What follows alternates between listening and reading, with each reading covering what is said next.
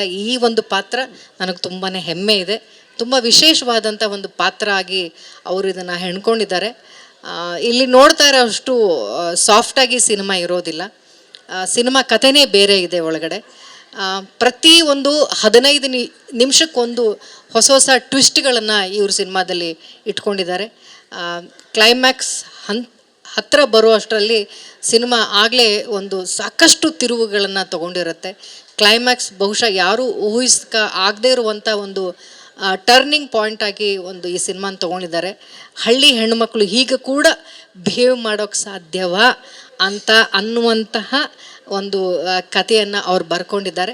ತೆರೆಯ ಮೇಲೆ ಅಚ್ಚುಕಟ್ಟಾಗಿ ತೊಗೊಂಡು ಬರ್ತಾರೆ ಅನ್ನುವಂಥ ನನ್ನ ನಂಬಿಕೆ ಇದೆ. ಮತ್ತೊಮ್ಮೆ ಎಲ್ಲರಿಗೂ ಥ್ಯಾಂಕ್ಸ್ ಹೇಳ್ತೀನಿ. ಇಡೀ ಟೀಮ್ಗೆ ಬೆಸ್ಟ್ ವಿಶಸ್. ಎಲ್ಲರೂ ಒಂದು ತಂಡವಾಗಿ, cameraman, music director, thank you so much. ನಿಮ್ಮ ಕೆಲಸ ನೋಡಿದ್ದೀನಿ cameraman sir, fight master sir.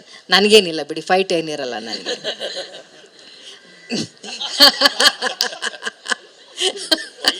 ಅಂತ ಮಾದೇವ ಅಲ್ಲಿ ಸೀರೆ ಹಾಕೊಂಡು ಇಲ್ಲಿ ಗೊತ್ತಿರೋದು ನನಗೆ. ನಾನು ಶಾಕ್ ಆಗಿದ್ದೆ. ಓಕೆನಾ ಅಂದೆ, ಇಲ್ಲಿ ಗೊದ್ರು ಫೈಟ್. ಆಕ್ಚುಲಿ ಒಂದು ಫೈಟ್ ಕೊಡಬೇಕು. ಆಕ್ಚುಲಿ ಇದೆ, ಸುಮ್ಮನೆ ಹೇಳ್ಬಾರ್ದು ಅಂತ ಹೇಳಿರ್ಲಿಲ್ಲ. ಸೊ ತಂಡವಾಗಿ ಎಲ್ಲರೂ ಕೆಲಸ ಯಾರ್ದೋ ಈ ಸಿನಿಮಾ ಅನ್ನೋದು ಇಂಡಿವಿಜುವಲ್ ಆಗಿ ಯಾರೋ ಒಬ್ರದ್ದು ಸ್ಕೋರ್ ಆಗೋದಿಲ್ಲ. ಒಂದು ಟೀಮ್ ಗೆಲ್ಲಬೇಕು ಅಂದರೆ ಪ್ರತಿಯೊಬ್ಬ ಬ್ಯಾಟ್ಸ್ಮನ್ನು ಚೆನ್ನಾಗಿ ಆಟ ಆಡಲೇಬೇಕು. ಆವಾಗ ಮಾತ್ರ ಒಂದು ತಂಡ ಗೆಲ್ಲೋದಕ್ಕೆ ಸಾಧ್ಯ.